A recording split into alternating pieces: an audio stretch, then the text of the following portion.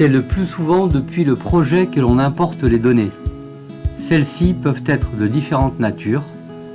Dans notre exemple, il s'agira d'un plan appelé données de référence et d'implantation, puis ultérieurement de points de calage appelés données de contrôle et polygons. Les données trouvent leur source soit dans la mémoire de la tablette, soit, et c'est le plus souvent le cas, sur une clé USB, et toujours dans un dossier data.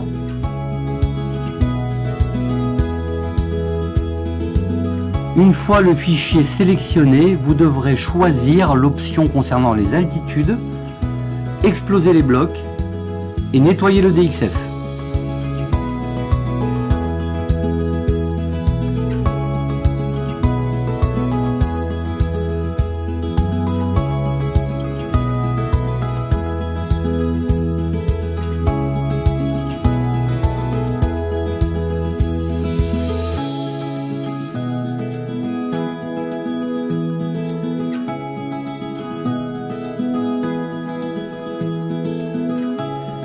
Une fois l'import terminé, rendez-vous sur une des applications pour constater le fichier importé dans le projet.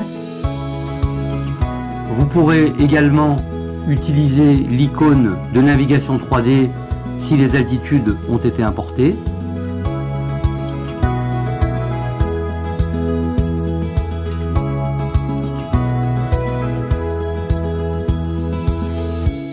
Le bouton calque de la commande de carte montre la nature des données installées dans le projet.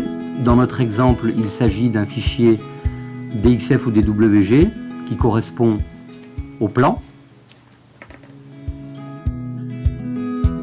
Importons maintenant un fichier de points de contrôle et de polygons. Ces points sont souvent les stations ou les cibles installées par le géomètre sur le chantier.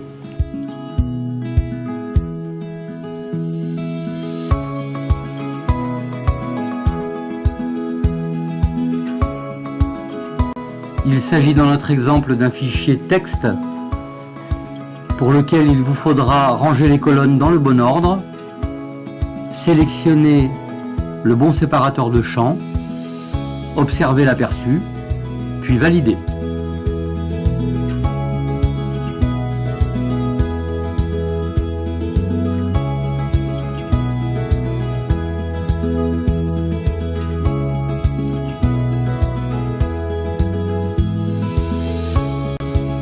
Une fois l'import de points de contrôle terminé, rendez-vous dans une des applications du logiciel Icon pour constater que, en plus du plan importé précédemment, figurent désormais 3 stations qui sont symbolisées par des triangles.